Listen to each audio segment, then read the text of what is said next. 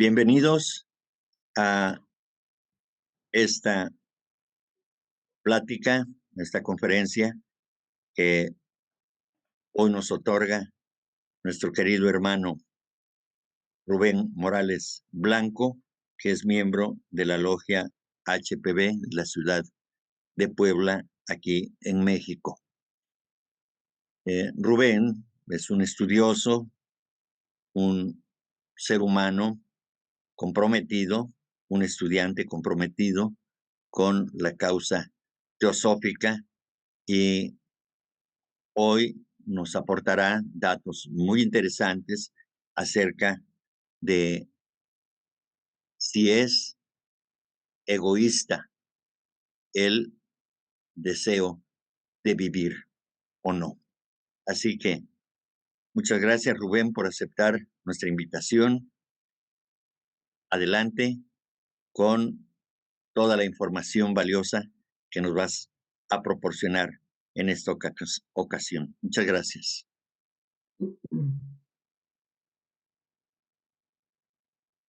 Bueno, hola, buenas noches, estimadas hermanos y estimados miembros de la Sociedad Teosófica, simpatizantes de Teosofía y audiencia en general.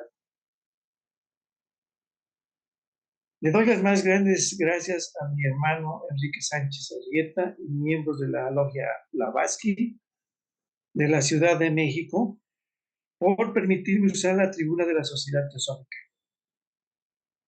Esta vez quiero platicar y a la vez compartir con ustedes un tema muy interesante que lleva por título como pregunta: ¿es el deseo de vivir egoísta? Es un artículo escrito por la señora Blavatsky en el Theosophist de julio de 1884. En su elaboración sobre el sentido de las declaraciones expresadas en este tratado extraordinario, tocante a las leyes prácticas de la inmortalidad, individualidad, y aquí vamos a hablar de la verdadera inmortalidad, HPB ilustró la esfera de acción o la esfera de acción universal de la ciencia oculta con respecto a la evolución espiritual humana. Este es uno de los ejemplos en que las doctrinas teosóficas se explican de acuerdo a su aplicación a las almas altamente adelantadas. Existen enseñanzas teosóficas altamente significativas y que para comprenderlas en su verdadera magnitud debemos de tener una mente muy abierta, abordarlas una y otra vez hasta que nos muestren su verdadera esencia. Como siempre, advertir: no es mi intención decirles esto es cierto y acéptenlas. Cada uno de nosotros debe o debería hacer el esfuerzo necesario para comprenderlas y así sacar conclusiones propias y muy exactas.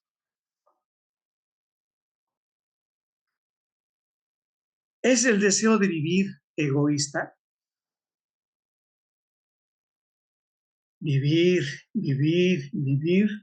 debe ser la determinación constante. Aquí me llega la idea de que alargar la vida, vivir más años de los que normalmente puede vivir un ser humano. Vivir debe ser la determinación constante. Este párrafo forma parte del artículo Elixir de Vida, publicado en el 8º volumen de la revista Theosophist. Los lectores superficiales y con hostilidad a la sociedad teosófica repetidamente lo mencionan para polemizar que tal enseñanza oculta es el epítome o epítome del egoísmo. A la derecha tenemos Theosophies. Es una revista mensual que habla de cosas altamente elevadas y habla, por ejemplo, del ocultismo. Para eso hay que tener cosas claras. Por ejemplo, el artículo nos dice que revisemos bien qué es egoísmo. Egoísmo es la consideración exclusiva hacia el interés y la felicidad propios. Ese amor y preferencia personal suprema que induce a una persona a dirigir sus propósitos para aventajar su interés, poder y felicidad sin importarle a los demás. Abajo hay una caricatura muy representativa. Soy el rey y tiene muchos brazos y parece ser que hasta le pueden faltar más brazos para poseer todo. Esta clase de personas, esta clase de egoístas, prestan atención solo a sí mismos y a nadie más. El sentido de importancia hacia su personalidad lo convierte por completo en el centro de sus pensamientos, deseos, aspiraciones, y más allá de él no existe nada. Ese es el egoísmo, ¿no? Se puede considerar a un ocultista egoísta cuando desea vivir conforme al sentido que el escritor del artículo Elixir de la Vida da a esta palabra. La meta última del aspirante en pos del conocimiento oculto es la liberación de la vida senciente y así llegar a ser uno con el Padre. Cada velo ilusorio que crea un sentido de aislamiento personal, un sentimiento de separatividad, debe ser disipado. El aspirante debe gradualmente descartar cualquier sentido de egoísmo. ¿Ven ustedes el cursor?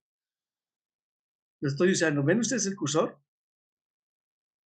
¿Se ve? No, ok. No. A la derecha tenemos unas imágenes. Esta es la constitución humana. Somos séptuples.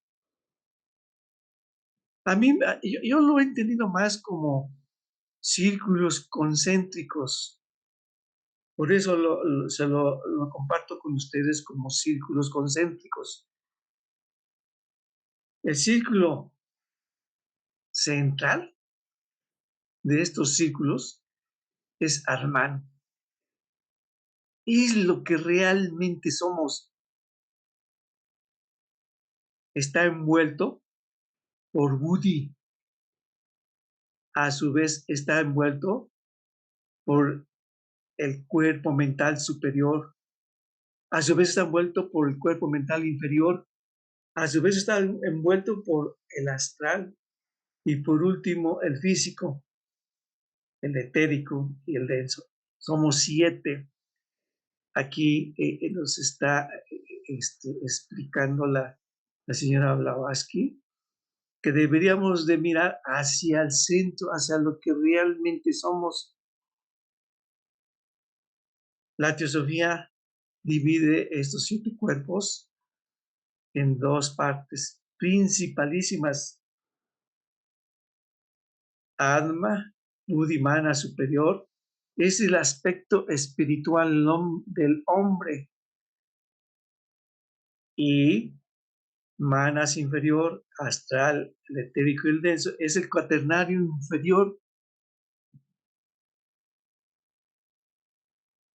En este caso, la señora Blavatsky le pone padre al aspecto muy superior a nuestro Atman, a lo que realmente somos, y el hijo es la personalidad. Ella menciona hasta llegar a ser uno con el Padre, ir hacia arriba, hacia lo que realmente somos. Y aquí me recuerda lo que dijo Jesús: mi Padre y yo somos uno solo. La ley de evolución cósmica nos enseña que mientras más elevada sea la evolución, más tiende hacia la unidad. El ocultista reconoce que el altruismo, o sea, esta palabra es bellísima, el altruismo y el sentimiento de filantropía, es decir, el amor al hombre universal, son la ley inherente de nuestro ser y todo lo que hace es procurar destruir las cadenas del egoísmo. En las imágenes, el triangulito, el espíritu, abajo la personalidad. ¿Qué hay en la personalidad actualmente en la mayoría de los hombres? Egoísmo. Aquí dice que debemos de romper las cadenas del egoísmo para irnos hacia arriba, hacia lo que realmente somos, perseguir la unidad, altruismo, filantropía universal. Esto es bellísimo. Es lo que deberíamos de perseguir cada uno de nosotros. Aparte de la enseñanza que nos está dando la señora Blavatsky de lo que es un ocultista, nos está diciendo, esto también tú lo tienes que hacer.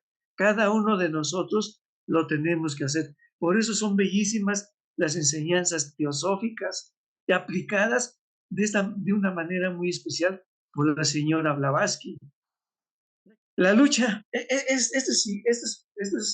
esto es el pan de cada día. La lucha entre el bien y el mal, mencionada en los libros sagrados de todas las naciones y razas, simboliza la batalla entre el altruismo y el egoísmo, que tiene lugar en un ser que trata de seguir los propósitos más elevados de la naturaleza humana, hasta que se desvanezcan las tendencias animales inferiores creadas por el egoísmo. Se debe aniquilar totalmente el enemigo, el egoísmo. Y eso a mí me recordó lo que le pasó a Jesús cuando el demonio, el diablito, lo tienta, lo sube a una colina, le mostró todos los reinos y bellezas de la tierra y le dijo, todo esto te daré si postrado en la tierra me adoras, si sigues en el egoísmo, si sigues en la separatidad. Y Jesús le está señalando, no, ese no es mi camino, es hacia arriba, no es hacia abajo. La única diferencia entre el ser común, un ser común, uno como nosotros, y un ocultista que trabaja en armonía con la naturaleza durante el transcurso de la evolución cósmica, es que este último, valiéndose de su conocimiento superior, adopta ciertos métodos de entrenamiento y disciplina que acelerarán su proceso evolutivo, permitiéndole el alcance de la cumbre en un lapso relativamente corto. En el caso de un individuo común, puede tardar millones de años. Aquí hacia la derecha, un ocultista yéndose directo hacia la unidad y conquistando el aspecto espiritual en un corto tiempo. En cambio, una persona, un hombre común, puede durar muchísimo tiempo, mucho tiempo, dando muchas vueltas alrededor de la montaña para llegar hacia la cumbre espiritual, Atman.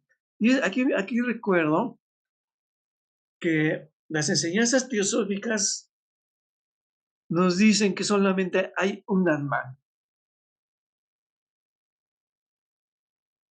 y que nosotros, lo que realmente somos es parte de ese Atman. Es decir, el Atman de cada uno de nosotros, de cada uno de ustedes y el mío son lo mismo. Esa es una extraordinaria enseñanza. Entre dos encarnaciones interviene un periodo considerable de la existencia subjetiva. En el Devachan, estaban hablando hace rato del Devachan. Y fíjense lo que dice la enseñanza. Mientras más grande sea el número de estos lapsos devachánicos, más grande será el número de los años a lo largo de los cuales se extiende esta evolución. Aquí también, aquí está hablando de años, pero a ese nivel son muy relativos. Allí el tiempo en el Devachan no es como el tiempo acá en el plano físico. Y aquí nos está diciendo que entre más tiempo hemos pasado en el Devachan, más tiempo vamos a pasar en él. Y esta es parte de nuestra evolución. El ocultista, fíjense lo que dice, el ocultista se propone el autocontrol para poder dominar sus estados futuros y de ahí reducir gradualmente el tiempo de sus estados en el Devachan entre dos de sus encarnaciones. En lugar de como nosotros, entre más tiempo, más pasamos, o más encarnaciones, o más tiempo pasamos en el Devachan, más se alarga. Y el ocultista tarda o trata de tardar el menor tiempo posible en el Devachan. Conforme progresa el ocultista, llega un momento en que entre su muerte física, fíjense qué interesante, y renacimiento, no se interpone ningún Devachan, sino una especie de sueño espiritual. La sacudida de la muerte lo ha, por así decirlo, aturdido en un estado de inconsciencia del cual poco a poco se recupera, volviendo a renacer para continuar su propósito. Y según su progreso, este estado puede durar entre 25 a 200 años. O sea, aquí también es muy relativo medir los años terrestres con los años devachánicos. Eso lo enfatiza mucho la señora Blavatsky. Este periodo de tiempo es, o sea, 25 a 200 años, nomás no lo encuentra en años terrestres. Para el ocultista puede ser una pérdida de tiempo. Fíjense lo interesante. Para el ocultista puede ser una pérdida de tiempo, por lo que dirige todos sus esfuerzos a abreviar su duración a fin de llegar gradualmente a un punto en el que el pasaje de una encarnación a otra es casi imperceptible. Se puede decir que esta es su última encarnación y la sacudida de la muerte no lo aturde más. Esta es la verdadera inmortalidad. Pasar de una encarnación a otra con conciencia plena. Eso es fantástico, eso es fabuloso. Ese es el vivir. O sea, si uno puede imaginarse un estado de estado en el Devachan maravilloso, como decía Enrique, ellos rechazan ese estado maravilloso y quieren regresar rápidamente a ayudarnos a nosotros a reencarnar. Eso es lo de vivir y vivir y vivir, lo que dice el artículo, ¿no? Porque sí se vive en el Devachan y se vive vida muy hermosa, como dicen los maestros. Pero los ocultistas quieren regresar de inmediato para ayudarnos a nosotros. Ese es el vivir y el vivir de que habla el artículo. Todo lo anterior es la idea que el escritor de Elixir de la Vida transmite. Tan pronto como ha pasado el límite de la muerte de su raza, el ocultista está realmente, fíjese qué interesante, esto hay que leer y releerlo para comprenderlo bien. Él está realmente muerto en el sentido ordinario, en el sentido del cuerpo físico ordinario. Se ha liberado de todas o de casi todas esas partículas materiales groseras que el proceso de disipación necesita durante la agonía del fallecimiento. Esto es fantástico, ¿eh? Él ha estado muriendo paulatinamente durante todo el periodo de su iniciación.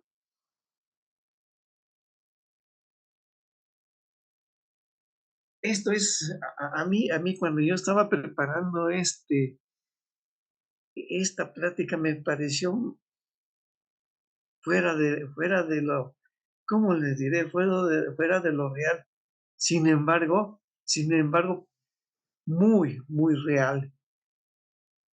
La catástrofe no puede acontecer dos veces, o sea, no puede morir dos veces. Simplemente ha diluido en un número de años el tenue proceso de disolución del cuerpo físico, que en otros casos dura un breve momento o unas horas para un mortal ordinario como nosotros. En realidad, el adepto más elevado está muerto en lo que atañe al mundo. Fíjense, es muy interesante eso, lo que hace un adepto. El adepto más elevado está muerto en lo que atañe al mundo y está absolutamente inconsciente de él. Sus placeres y sus miserias pasan inadvertidas en lo que concierne al sentimentalismo, ya que su austero sentido del deber jamás lo obceca con respecto a su existencia real. ¿Qué es lo que hace un adepto? Es fantástico, ¿ves? ¿Y por qué? Por amor a la humanidad, ¿no? O sea, todo lo que hace estos seres que están adelantados, muy, muy adelantados en la evolución humana. Paulatinamente se libera de todas las viejas partículas corporales. Fíjense lo que hace.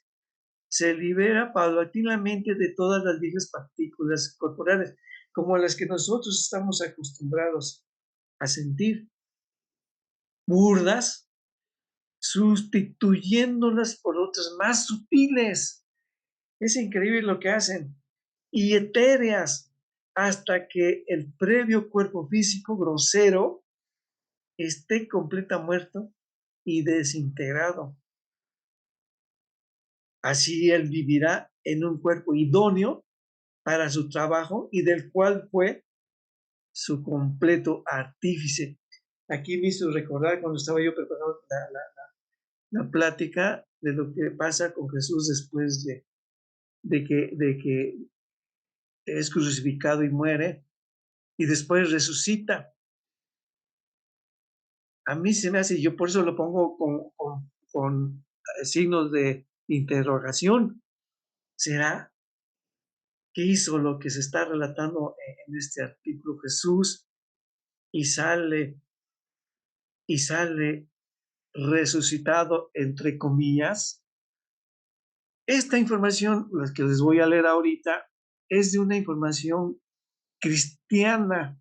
La encontré en un libro cristiano, hablando precisamente de Jesús. Ya no habitaba un cuerpo de carne. Fíjense, ya no habitaba un cuerpo de carne, sino uno espiritual. Él había trascendido los límites físicos. Ya no le fue posible estar entre los hombres. Eso es muy, muy interesante. Ya no le fue posible estar entre los hombres y permitirles que lo vieran. Esa es una cosa así, cristiana. La obra que había asumido ya había llegado a su fin. Ya no le era obligatorio volver a encarnar. Aquí en la imagen, la ascensión. Y fíjense que aquí Jesús no está volteado hacia arriba, sino está volteado hacia nosotros. Esta escalerita que está aquí es infinita, ¿eh? A Jesús, de tan elevada evolución, todavía le queda un camino. Si pudiéramos ver la escalera que todavía le queda a él para subir, y por su amor al hombre, a la humanidad, no sigue hacia arriba, no sigue su evolución que le corresponde. Se voltea hacia nosotros y, y desea ayudarnos. Es lo que hacen todos los ocultistas, ¿eh? Ese es un ejemplazo nada más, el de Jesús. Pero eso es lo que hacen todos los ocultistas que aman a la humanidad. No siguen a la bienaventuranza, no siguen a la felicidad eterna.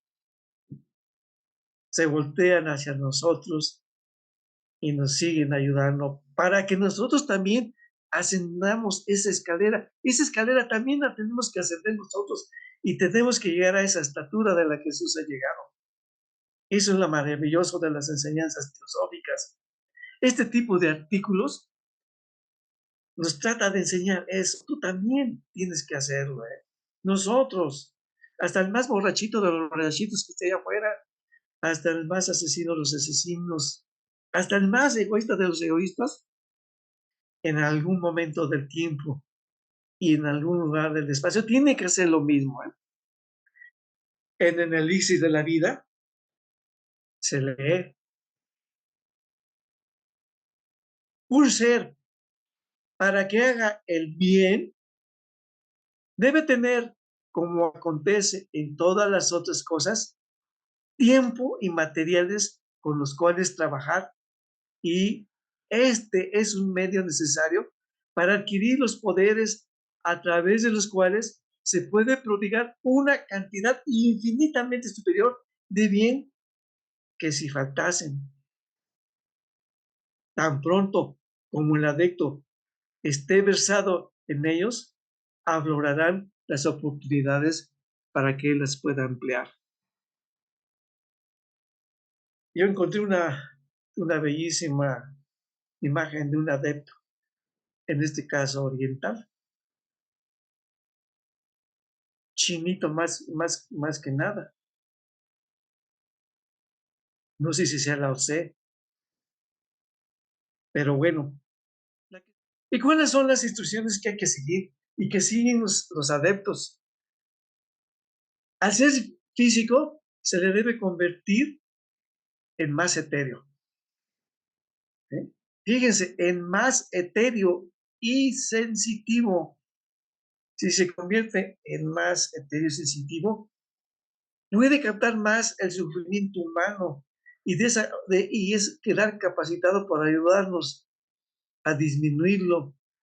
Muy sensitivos al ser mental, al aspecto mental, más penetrante, o sea, penetrar más con la mente y profundo. Y al ser moral, más desinteresado y filosófico. Eso es lo que hace un adepto. Y también es un consejo para nosotros. Es lo que deberíamos de hacer para nosotros. Hay tanto dolor y tanto sufrimiento y nos enteramos a diario de todas las catástrofes que nos suceden como humanidad, la guerra, no tantas cosas que las están aumentando las enfermedades graves, etcétera, etcétera.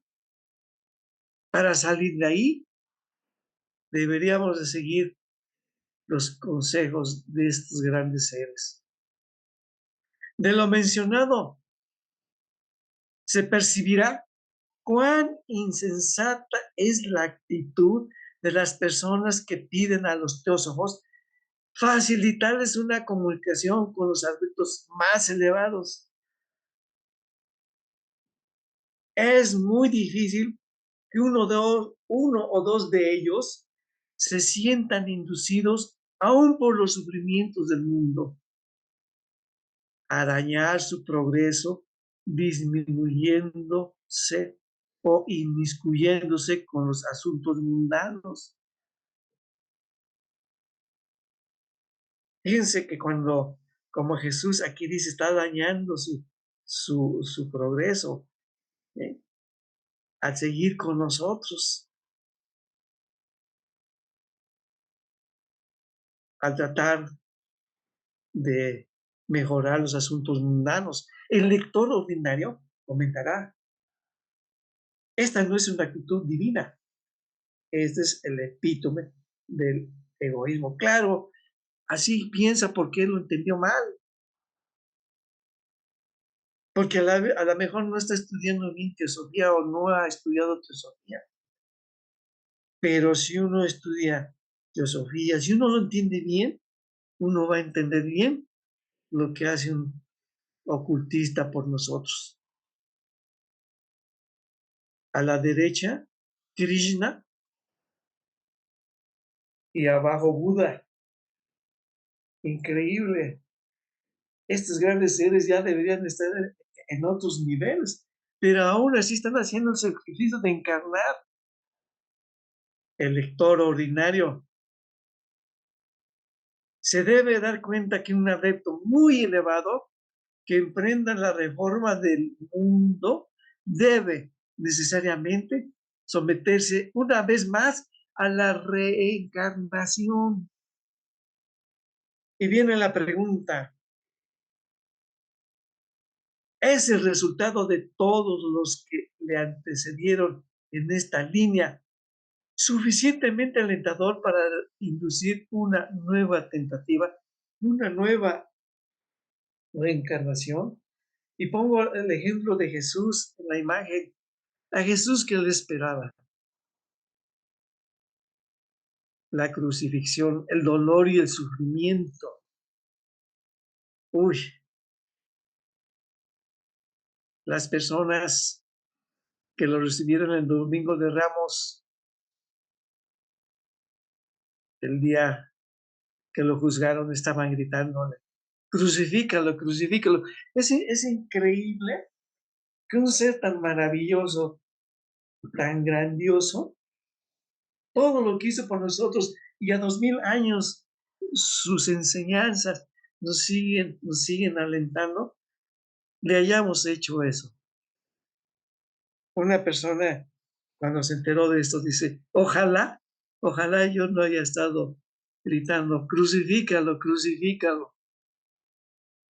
El lector ordinario debe tener en cuenta que el adepto se impone la autoabnegación como condición necesaria para obtener el éxito. Al progresar adquiere nuevos sentidos. Fíjese, es muy interesante esto. Al progresar adquiere nuevos sentidos y poderes mediante los cuales su capacidad de hacer el bien es infinitamente más amplia que si no los tuviera. Mientras más espiritual llegue a ser, menos podrá inmiscuirse en los asuntos mundanos y burdos, y más deberá dedicarse al trabajo espiritual. Fíjense lo que hace, y aquí ahorita me viene la idea de que ese cuerpo físico de Jesús no es como el de nosotros. Las vestiduras blancas que siempre lo presentan significa que es un cuerpo muy sutil, con unas células, las de nosotros son muy burdas y las de él son muy finas las células, sus células de su cuerpo físico. Y a través de él, a través de eso, adquirió poderes, hizo todo ser por poderes tanto que a mí me impresiona eso. A mí como médico me impresiona eso. Imagínense o nos imaginamos y nos cuenta la Biblia que hizo mirar o ver a un ciego de nacimiento, nada más con eso. Qué gran poder, decía mi abuelita, ¿no? Cuando se enteraba de cosas como estas. Qué gran poder de Dios.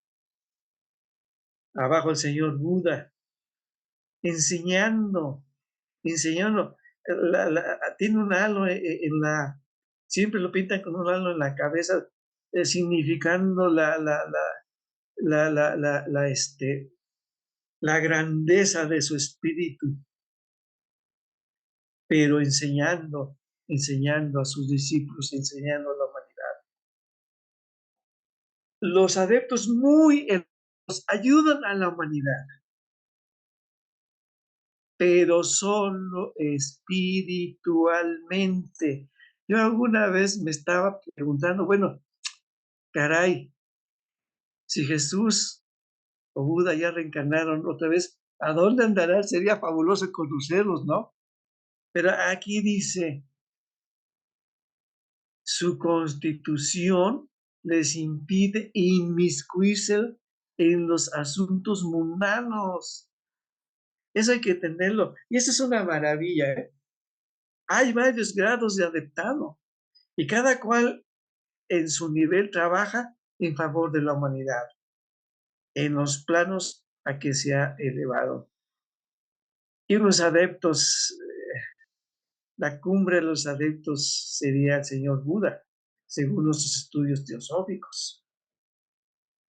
También está Krishna, Cristo, y está Lao Tse, y podríamos mencionar muchos más.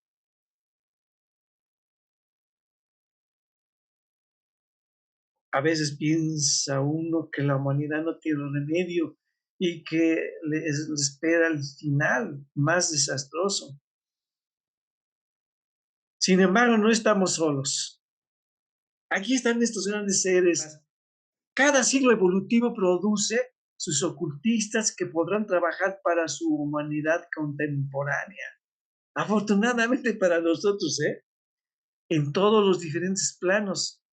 Cuando los adeptos prevén que en un periodo particular la humanidad sea capaz de producir ocultistas que trabajen en ciertos planos particulares, ellos nos dejan estancados y abandonan voluntariamente su adelanto posterior, esperando en estos grados particulares hasta que la humanidad alcance este periodo y se someten a la reencarnación para auxiliar en esta etapa.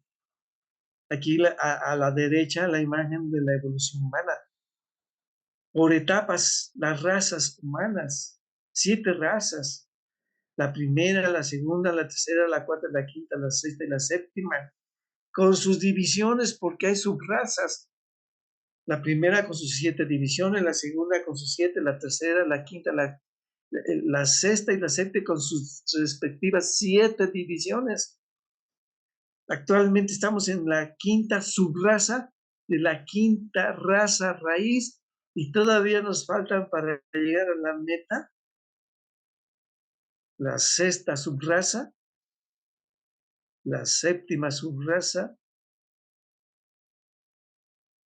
de la quinta raza raíz y todavía otros 14 escalones para llegar a la cumbre. Esa es una ciencia muy, muy maravillosa y cada una de esas razas tiene sus adeptos. Tienen sus vigilantes, algo así como los jardineros que están cuidando un jardín y que están viendo que produzca ese jardín flores maravillosas. Ciertos adeptos que prefieren, por favor, la anterior, esa.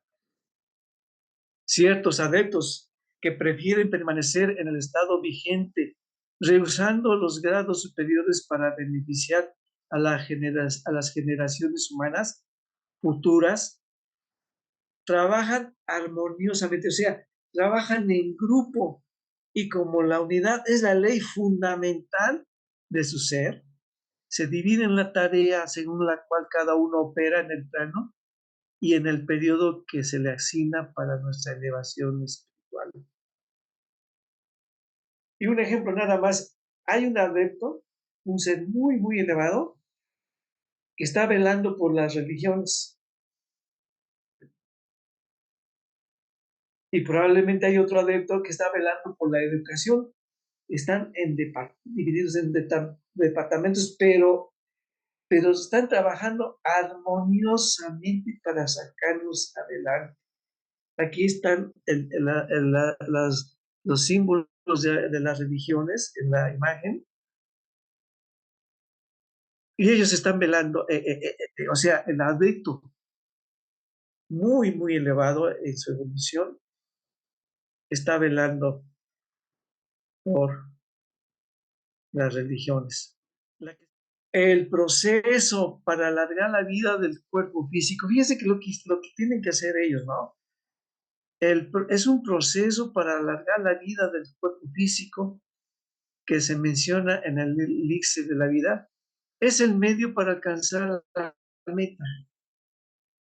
O sea, hay un proceso para ir sustituyendo poco a poco las células materiales, los células que nosotros conocemos por células muy sutiles.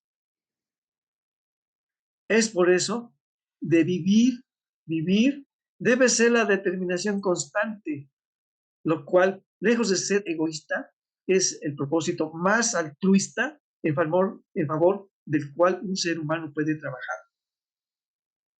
Y ahí está la escalera en la imagen de la derecha, de la de arriba, está la escalera, y ahí estamos nosotros en la fila de abajo, formaditos, ¿no?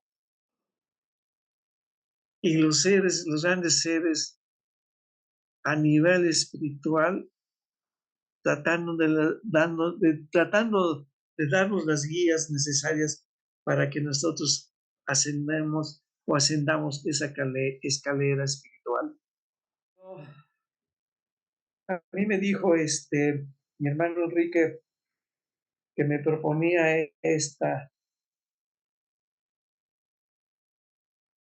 presentación. No me imaginaba lo que me iba a encontrar.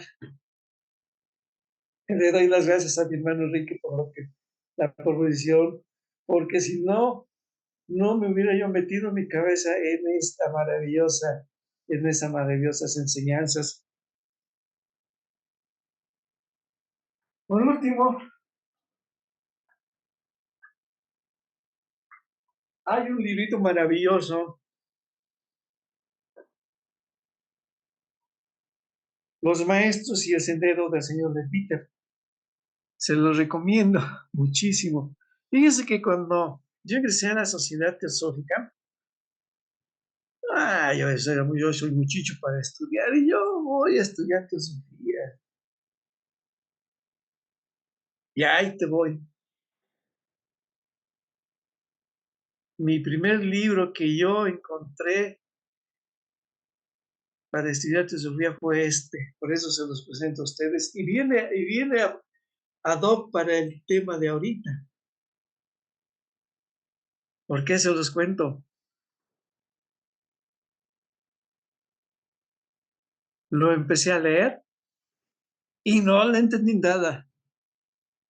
Lo leía y lo leía y lo leía y no entendía nada. Y dije, caray, ¿qué está pasando acá? Eso lo compré en la Sociedad Teosófica. Y regreso y le digo a la persona que me vendió el libro, oiga usted, fíjese que me pasa esto. Y me recomienda un libro de texto de teosofía del señor Leadbeater. Pero también empecé a ver cierta dificultad para entenderlo. Y aquí la proposición, ¿no? De seguir adelante, no tirar la toalla y una y otra vez, ahorita le encontré sabor a este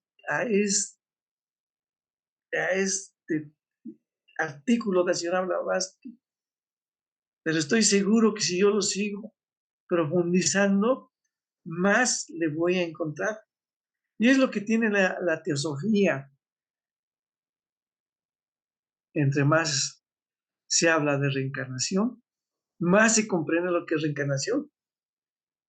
Entre más se habla de karma, más se comprende, o entre más se estudia, más se investiga, más se comprende la reencarnación y karma. Quiero leerles un pedacito nada más de este libro porque habla de los maestros y el sendero que todos tenemos que recorrer. Dice, Dios alienta y vive en la belleza de las flores, en la robustez del árbol, en la agilidad y gracia del animal, y en el corazón y el alma del hombre. La voluntad de Dios es evolución, y por ello toda vida adelanta y asciende. Y resulta la cosa más natural del mundo, la existencia de hombres perfectos en el último escalón de esta línea de siempre que siente poder, sabiduría y amor. Aún más allá de ellos, allí donde no llega nuestra mirada ni nuestra comprensión, se dilata una perspectiva todavía más esplendente. La lógica consecuencia de todo esto es que deben existir hombres perfectos y que no faltan indicios de la existencia en todo tiempo de tales hombres que en vez de abandonar por completo el mundo para vivir en los reinos superhumanos o divinos, han permanecido en contacto con la humanidad, movidos de su amor a ella, para auxiliarla en su evolución de belleza, amor y verdad, y ayudar al cultivo del hombre perfecto. O sea, ayudar al cultivo del hombre perfecto. También nosotros tenemos que llegar a la perfección, tal como el botánico amante de las plantas se goza en la producción de una perfecta naranja o de una perfecta rosa. Las crónicas de todas las grandes religiones demuestran la presencia de tales superhombres tan henchidos de la vida divina que repetidamente se los consideró como representantes del mismo Dios. ¿Eh? Nosotros a veces percibimos que se convierte en el mismo Dios, ¿no? Nosotros somos diositos en potencia porque pues, si somos hijos de Dios, pues también somos nosotros, pero somos diositos en potencia. Lo que pasa es que hace falta que sigamos el proceso necesario para llevarlo a la práctica, para convertirnos en lo que realmente somos.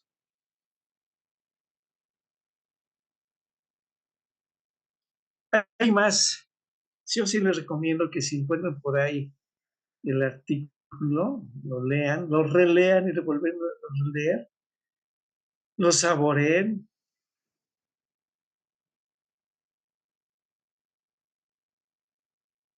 Y ojalá nos quede a cada uno de nosotros la invitación de que sigamos el sendero, la ascensión, para ayudar a nuestros hermanos. O sea, si lo hacemos egoístamente, porque también se puede hacer egoístamente, ay, no, yo me voy hacia arriba, porque ya no voy a sufrir. No, ascender el sendero para poder ayudar a nuestros hermanos, como lo hizo Jesús, y como lo hizo Mahoma, y como lo hizo Lao Tse, y como lo hizo Buda, y como lo hizo Krishna, y como lo hizo Platón, y como lo hizo tantos seres tan elevados. Por eso decía yo que la humanidad no está perdida, porque afortunadamente hay alguien que está al cuidado de nosotros y no nos va a dejar caer, no nos van a dejar caer.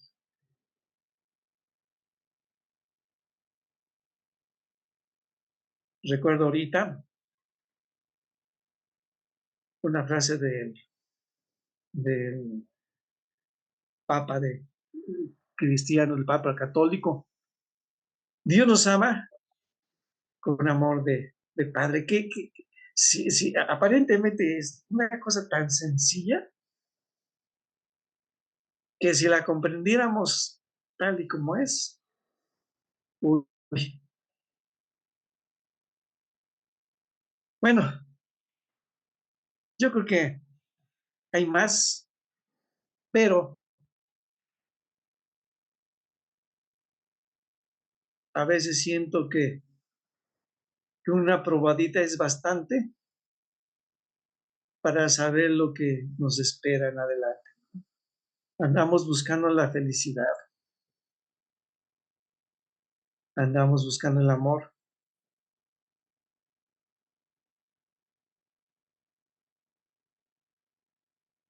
Está dentro de nosotros. Es lo que dicen las enseñanzas teosóficas y lo que dicen las enseñanzas de estos grandes seres. Pues dejémoslas que afloren, quitémonos el egoísmo que impide que aflore, como nos está indicando este artículo.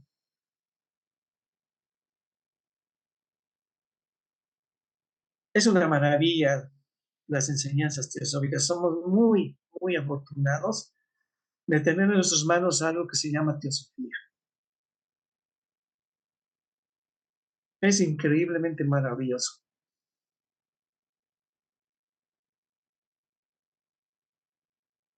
Si ya le estamos haciendo caso, fantástico.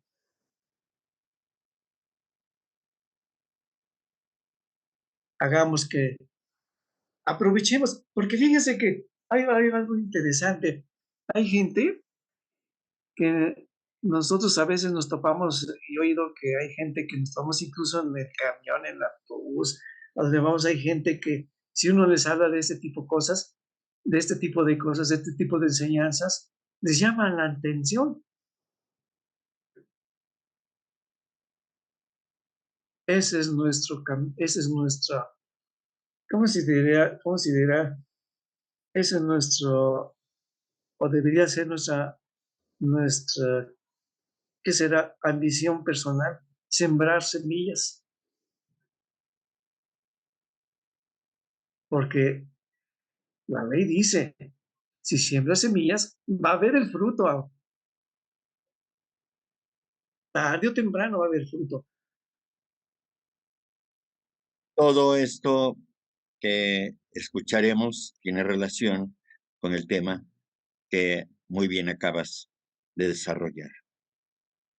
Desde el punto de vista de los maestros, las aspiraciones más elevadas por el bienestar de la humanidad llegan a mancharse de egoísmo si en la mente del filántropo se asoma la sombra del deseo por el beneficio de sí mismo o una tendencia a ser injusto, aun cuando éstas existan de manera inconsciente para él mismo. El discípulo debe acabar con sus motivos personales. Por lo tanto, sus acciones deben ser absolutamente impersonales. El señor Subarrao le escribió a Sinet, que recordemos que el señor Sinet tenía sus aspiraciones. Entonces le dice en una carta, la mera adquisición de poderes para hacer maravillas nunca puede asegurarle la inmortalidad. Por otro lado, el maestro KH también le dice al señor Sinet, la completa o verdadera inmortalidad, la cual significa una existencia consciente y limitada, no puede tener interrupciones y paradas ni suspensiones de la conciencia de sí mismo. Miren, llegamos en el estudio de la clave de la teosofía a que se expusiera este artículo que habla también de la inmortalidad. Entonces es una grata coincidencia estar hablando de lo mismo al mismo tiempo. A medida que un hombre avanza en su evolución, todos sus principios se vuelven más refinados para poder servir a los propósitos elevados que persigue. Luego entonces, Tanja es la sed de vida, el deseo de vivir y el apego a la vida en esta tierra. Este apego es la causa del renacimiento o reencarnación. Este apego es propio de los seres egoístas y sensuales. Es decir, que aquel que desea vivir desde la esfera del egoísmo, entonces se circunscribe a lo que es la pregunta. ¿Es el deseo de vivir egoísta? En el caso de los sensuales y egoístas, sí lo es. Es egoísta ese deseo porque buscan las sensaciones de la vida para estar en el placer, para poder cumplir sus deseos placenteros. Entonces, estos seres están o estamos nosotros bajo la acción de la ley de karma. En cambio, los adeptos están libres de esa ligadura y reencarnan solo por amor a la humanidad. En este caso, es una reencarnación, es un deseo de vivir no egoísta, es un deseo de vivir altruista, totalmente, porque hay una entrega absoluta hacia una causa elevada, que es la causa de la evolución de la humanidad dentro del plan divino. Por eso dice el precepto en la voz del silencio: mata el amor a la vida, pero si matas el tanja, es decir, el deseo de sensaciones, procura que no sea por la sed de vida eterna. Es decir, no te conviertas en egoísta y desees vivir para alcanzar la vida eterna, sino para sustituir lo pasajero por lo perdurable. Es decir, el objetivo cambia completamente. No deseo vivir para alcanzar la eternidad, sino que deseo vivir para transmutar aquello que es perecedero por lo que es inmortal. Y es así como se consigue la inmortalidad de manera consciente para el servicio de aquellos que requieren ese apoyo, esa ayuda desde el punto de vista moral y espiritual. Sí, muchas gracias. Bueno, me parece que ha sido excelente esta ponencia y estoy completamente de acuerdo en que existe una forma en la que el estudio de la teosofía en general nos abre las puertas a tener ciertas, y nos abre las puertas y nos da herramientas a entender algunas de las formas más adecuadas en las que nos podemos acercar a esos estados elevados de conciencia durante nuestras vidas. Pero también a mí me gustaría poner en la mesa la idea de que en estos días es un poco mucho más importante enfocar también este concepto del egoísmo en la vida diaria a algo más, contrariamente de lo que, o más bien irónicamente, eh, a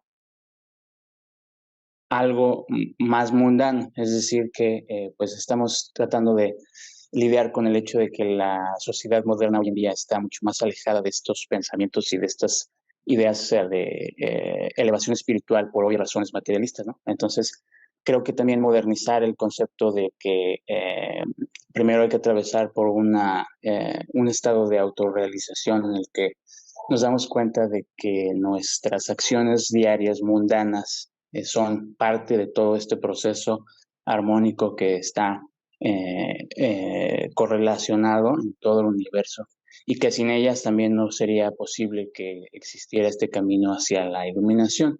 Entonces, en resumen, pienso que, o mi opinión es que también mediante las acciones mundanas, siempre y cuando estén también, es decir, pues si yo estoy trabajando y haciendo algo que me genera un ingreso, no es exclusivamente egoísta eso, sino que si yo me pongo en el estado mental apropiado en el que estoy en la sintonía positiva que me lleva hacia el bien común, entonces también estoy contribuyendo a que eh, a mi crecimiento, pero al crecimiento de todos los que me rodean, es decir, no solo enfocándome en la eliminación del sentimiento egoísta y por lo material. Esa es mi opinión y pienso que pues es una gran oportunidad es tratar de usar ese aspecto en la sociedad moderna hoy en día para digamos, a abrir las mentes de otras personas que son pues mucho más jóvenes que están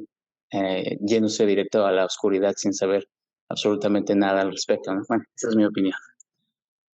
Quiero reiterar mi agradecimiento, querido Rubén, por haber aceptado darnos esta plática que seguramente servirá para, por lo menos, para reflexionar sobre cuál es nuestro papel como seres humanos y para los estudiantes de teosofía que somos miembros de la Sociedad Teosófica, pues tendrá que ser el nivel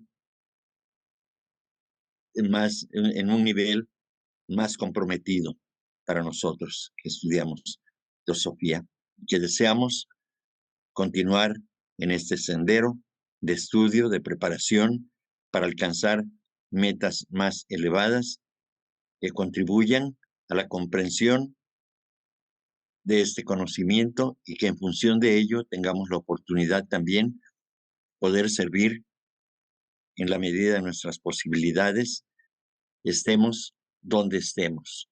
Eso es lo fundamental de este trabajo y lo que nos has mostrado en este momento, en los minutos pasados, y espero que sea útil para todos.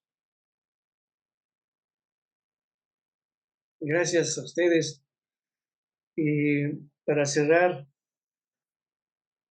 mis más sinceros agradecimientos para esos grandes seres que inspiraron la fundación de la Sociedad Teosófica, que si no fuera por ellos no estaríamos ahorita nosotros reunidos y no tuviéramos en nuestras manos esas maravillas de sus enseñanzas. Y gracias a ustedes por haberme prestado la tribuna de nuestra amada Sociedad Teosófica y a todos nuestros hermanos que nos hayan prestado su tiempo. Gracias. Un abrazo para todos.